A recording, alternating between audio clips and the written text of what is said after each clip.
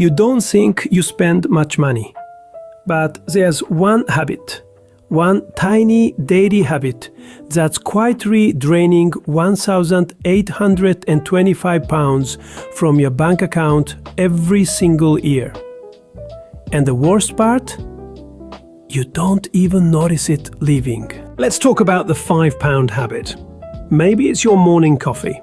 Maybe it's a meal deal at lunch, a quick takeaway on the way home, a scratch card, a couple of quid on an app. Whatever it is, it feels like nothing. £5.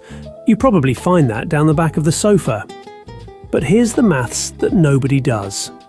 £5 a day times 365 days equals £1,825 a year. That's a holiday. That's a month's rent. That's a chunk off your debt. That's an emergency fund, built from scratch. I'm not here to tell you to stop buying coffee. I promise, this isn't one of those videos. Because the coffee isn't really the problem. The problem is we make decisions in pounds, not in years.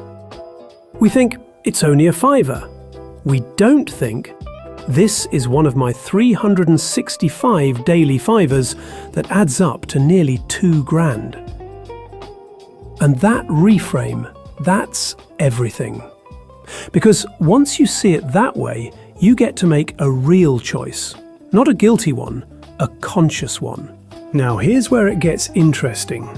What if you kept your £5 habit but redirected even half of it? £2.50 a day invested at a modest 7% annual return over 10 years? That's roughly £13,000. Over 20 years, closer to £33,000. From half of a habit you barely noticed. This isn't about being miserable, it's about being intentional. There's a massive difference.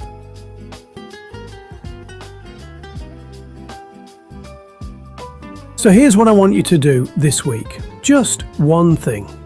Track your daily £5 moments. Not to judge them, just to see them. Your morning coffee? Write it down. The lunch upgrade? Write it down. The random Amazon add-on? Write it down. At the end of 7 days, you'll have a list. And that list will tell you exactly which fivers you love and which ones you spent without even thinking. Keep the ones you love, cut the ones you don't. That's the whole strategy. The £5 habit isn't your enemy. Unconscious spending is. You work hard for your money. The least it can do is go somewhere you actually chose. If this hit differently, share it with someone who needs to hear it. And follow along, because next week we're talking about the other silent money drain most people completely ignore. See you then.